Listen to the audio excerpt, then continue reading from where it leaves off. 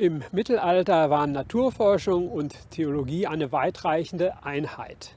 Entgegen des bis heute bestehenden Vorurteils, dass Theologie und Naturwissenschaft eigentlich immer in einer Gegnerschaft standen, ist es so, dass die christlich-jüdische Tradition erst dafür gesorgt hat, dass Naturforschung im eigentlichen wissenschaftlichen Sinne überhaupt möglich wurde. Denn die griechische Kosmologie ging von einem göttlich-weltlichen Kosmos aus, der die Wesensbestimmung und Zielbestimmung in sich selbst hat und nur durch Beobachtung anschaulich gemacht werden konnte und nicht durch Experimente gestört werden durfte. Demgegenüber hat die christliche Theologie im Rückgriff auf die jüdische Tradition die Schöpfung als von Gott erschaffene Wirklichkeit herausgestellt. Also eine Wirklichkeit, die anders ist als Gott. Eine endliche Wirklichkeit, die auch kontingent ist, also Möglichkeit statt Notwendigkeit. Und damit wurde der Kosmos, die Naturwirklichkeit, entsakralisiert. Und so konnte erst die Natur auf profane Weise und empirisch erforscht werden. Und weil die Natur gleichzeitig jetzt als dem Willen Gottes entsprechende göttliche Ordnung galt, war sie auch rational erfassbar. Also empirische Erforschung und rationale Erfassbarkeit, was auch heute die Voraussetzungen von Naturwissenschaft sind, wurden damals grundgelegt. Und so ist es nicht verwunderlich, dass in der alten Kirche und im Mittelalter eine weitreichende Einheit zwischen Theologie und Naturforschung bestand. Das Vorurteil, dass es ja diese Trennung immer gab und auch diese Feindschaft, ist erst im 19. Jahrhundert entstanden durch eine ideologisierte atheistische Naturwissenschaft. Und wenn wir uns jetzt anschauen, diese Einheit im Mittelalter, können wir sehen, dass es auch für Kopernikus eine Relevanz hat. Denn er war ja nicht nur Astronom und Arzt, sondern auch Domherr. Das heißt, die Naturforscher damals lasen sowohl im Buch der Bibel als auch im Buch der Natur. Und als Kopernikus sein Werk verfasste über die Bahnen der himmlischen Kreisläufe, hat er zunächst primär daran gedacht, dass die Bahnberechnung besser ermöglicht werden. Denn er hing auch noch der mittelalterlichen Sphärenharmonie nach. Schon lange vorher gab es ja Hinweise auf das heliozentrische Weltbild, also die Sonne im Zentrum, nicht die Erde. Schon der antike Astronom Aristarch von Samos hat im 3. Jahrhundert vor Christus ein heliozentrisches Weltbild entwickelt. Die Schrift des Aristarch kannte Kopernikus selber nicht, aber er kannte die Schriften des Nikolaus von Kues, der schon lange vor Kopernikus und noch weitreichender als er von einem sich ständig wandelnden Universum ausgeht, in dem weder die Erde noch ein Stern, also eine Sonne, den Mittelpunkt bilden.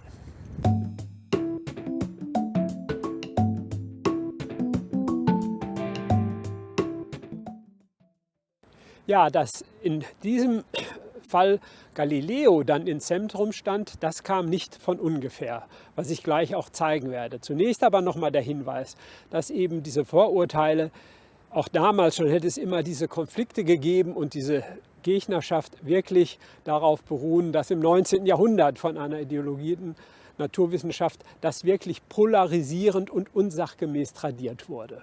Das traf auch auf Galilei zu. Und zwar wurde tradiert, dass Galilei ein naturwissenschaftlicher Märtyrer sei, gerade auch im Blick auf die Verteidigung des kopernikanischen Weltbildes. Das trifft aber die Sache nicht wirklich. Denn die Auseinandersetzung, die in der Tat zwischen Galilei und seiner Kirche bestand, hatte eine ganz andere und tiefere Ursache. Denn Galilei hatte gegenüber dem begriffswissenschaftlichen Denken, was bisher üblich war, also auch die ganzheitliche Erkenntnis, jetzt alles nur noch auf Experiment und mathematische Formalisierung reduziert. Und deswegen konnte es dazu kommen, dass natürlich die Kirche sagte, so eine reduktive Erkenntnis der Wirklichkeit ist natürlich zu wenig. Hier gab es dann eine Auseinandersetzung. Das wird aber in den gängigen Darstellungen über Galileis Problem mit der Kirche meist überhaupt nicht erwähnt. Und dann wird eben dargestellt, der große wissenschaftliche Märtyrer, der den Fortschritt des heliozentrischen Weltbildes Kopernikus durchsetzen wollte, und die wissenschaftsfeindliche Kirche. So war es aber nicht. Das heißt, der Kirche ging es in erster Linie darum, das neue heliozentrische Weltbild erst zu propagieren, wenn es auch wirklich belegt ist. Weil man ja wusste, dass damit schon ein weltanschaulicher Paradigmenwechsel verbunden ist. Und dass sich der Konflikt dann hochschaukelte, lag einerseits an persönlichen Animositäten zwischen Galilei und Kardinal Bellarmino, aber auch daran, dass Galilei seine Ergebnisse selbst immer überschätzt hat und schließlich eben auch an Eitelkeiten. Das muss man vor Augen haben, dass dieser Konflikt deshalb wirklich nicht dafür taugt, irgendeine Wissenschaftsfeindlichkeit der Kirche zu propagieren.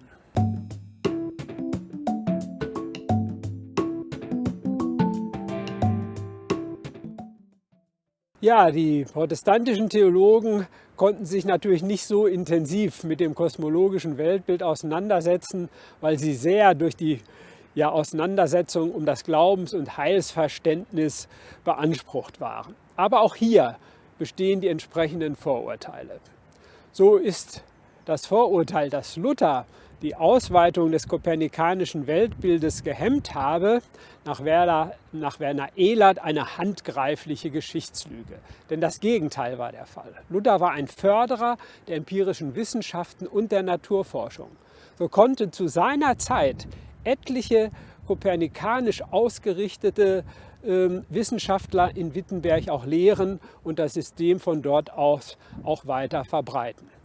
Rheticus, der einzige Schüler von Kopernikus, konnte auch in Wittenberg wirken und zur Verbreitung des kopernikanischen Weltbildes beitragen. Er hat von Wittenberg aus sogar Kopernikus überredet, sein Hauptwerk überhaupt auch in Druck zu geben. Rheticus selbst hat in Wittenberg noch den mathematischen Teil herausgegeben und das Gesamtwerk, also die Druckfahren des Gesamtwerkes, wurden dann durchgesehen von dem Reformator Andreas Osiander, der das Werk dann auch zum Druck brachte. Wir sehen also, welche Rolle hier die Reformatoren gerade in positiver Hinsicht gespielt haben. Und so war es sogar Giordano Bruno möglich, in Wittenberg zu lehren und Zuflucht zu finden, der ja das Universum völlig aufgelöst hatte in seiner Ordnung.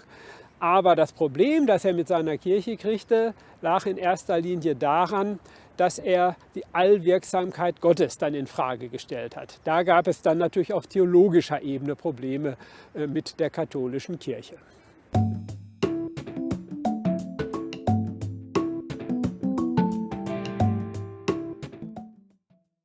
Ja, die von Galilei vollzogene Reduktion der Erkenntnis auf Experiment und mathematische Formalisierung vollzog sich im Kontext der Subjekt-Objekt-Spaltung, die Descartes hervorgerufen hat, René Descartes. Er hat alles nur noch in der menschlichen Vernunft als einzigem Wahrheitskriterium verankert und stellte der menschlichen Vernunft die gesamte übrige Wirklichkeit, also auch die Naturwirklichkeit, als Objekt entgegen.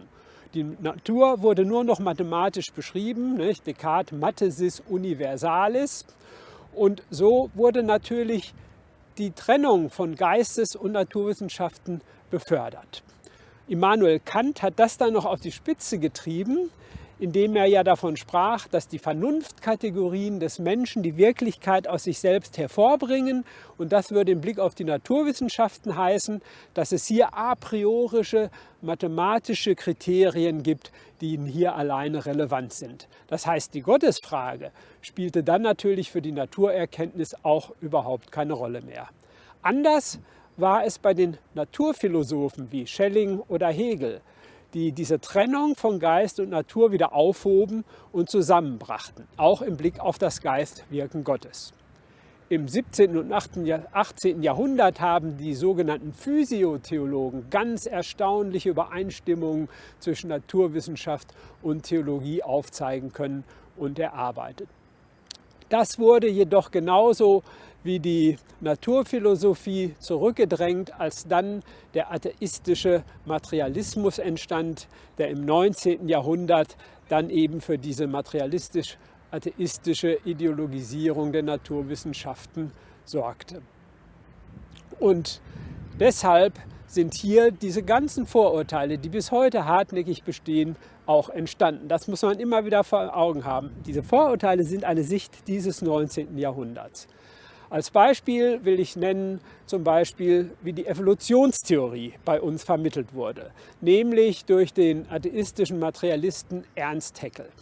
Er hat in weltanschaulichem Totaldeutungsanspruch und Überhöhung die Evolutionstheorie Darwins hier in Deutschland mit Wirkung auf ganz Kontinentaleuropa vermittelt und ging davon aus, dass die Materie alles ewig ist und nur in diesen Zusammenhängen alles zu verstehen ist. Diese Vermittlung damals durch Haeckel prägt unser Verständnis leider bis heute. Ganz anders war es im angelsächsischen Raum, wo man sich direkt auf Darwin berief und von vornherein ein sehr fruchtbarer Dialog stattgefunden hat. So konnte eben auch die Theologie zeigen, dass das biblische Zeugnis und auch viele Kirchenväter sehr deutlich auch die prozesshafte Kreativität des Kosmos und der Erde beinhalten. Wir sehen also, welche Kompatibilitäten es hier gibt. Entsprechende Vorurteile, wie wir sie bei Haeckel transportiert sehen, gab es dann auch in der klassischen Physik, die ein statisches und geschlossenes System damals hatte. Und auch hier wurde dann gesagt, das Universum ist ewig, die Materie ist ewig, die Naturgesetze sind ewig, alles objektive Wahrheiten. Für das Handeln Gottes war dann kein Platz mehr. Aber wir können auch verstehen, warum sich Theologie dann im 19. Jahrhundert aufgrund dieser Frontstellungen auf ihre vermeintlichen eigenen Themen zurückgezogen hat. Also zum Beispiel sittliches und religiöses Bewusstsein. Das ist der Ursprung der Trennung und des vielfachen Nebeneinanders von Theologie und Naturwissenschaft, was wir bis heute erleben. Und das ist sehr schade, denn es ist zum Nachteil für beide.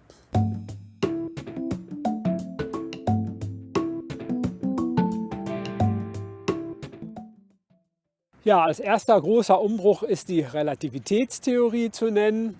Sie hat dafür gesorgt, dass zunehmend deutlich wurde, dass das Universum eben nicht wie im 19. Jahrhundert eine statische, ewige Einheit ist, sondern wirklich auch ein prozessualer Verlauf. Also ein Anfang, Urknall, ein prozessualer Verlauf und ein Ende des Universums. So ist auch unser heutiges kosmologisches Standardmodell. Und das ist natürlich genau die Sichtweise, die auch die Theologie hat. Ein geschaffenes, existierendes Universum, das dann auch, Gott erschafft einen neuen Himmel und eine neue Erde. Wir sehen also, welche Kompatibilitäten hier entstanden sind, und die Quantenphysik hat noch größere Umbrüche gebracht. Sie hat gezeigt, dass die Grundstrukturen der Natur nicht kleinste Teilchen sind, Atomismus und so weiter, wie man bis dahin annahm, sondern Symmetrie und Strukturbeziehungen. Und dass es energetische Ereignisse und nicht greifbare Ereignissprünge sind, mit denen man jetzt konfrontiert ist, also Quantensprünge zum Beispiel. Das heißt, man ist nur noch mit Möglichkeiten und Wahrscheinlichkeiten konfrontiert, mit offenen Prozessen. Und das ist wichtig zu sehen, dass natürlich auch hier viele Kompatibilitäten jetzt mit der Theologie bestehen.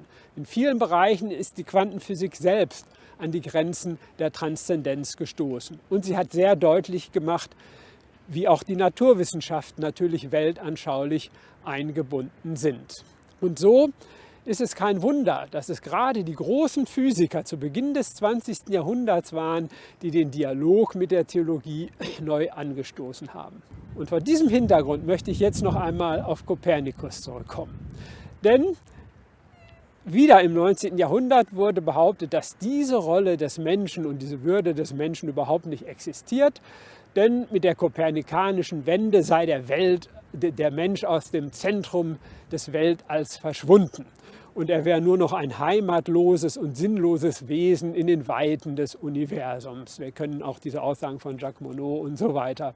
Und da wird heute in den Naturwissenschaften sehr deutlich, dass das keineswegs so ist. Nehmen wir zum Beispiel das sogenannte anthropische Prinzip. Das zeigt den Zusammenhang zwischen den kosmischen Entwicklungen und der Möglichkeit der Entstehung menschlichen Lebens. Und hier gibt es eine unglaubliche und erstaunliche Feinabstimmung aller kosmischen Anfangsbedingungen, der kosmischen Parameter und der fundamentalphysikalischen Meter. Da geht es um 0,001 Promille. Wenn das nur zur einen oder anderen Seite irgendwo etwas anders gewesen wäre, sowohl bei den physikalischen als auch bei den chemikalischen Parametern, wäre der Kosmos nie so verlaufen, wie er verlaufen ist, und wäre menschliches Leben genau auf diesem Planeten nicht möglich gewesen.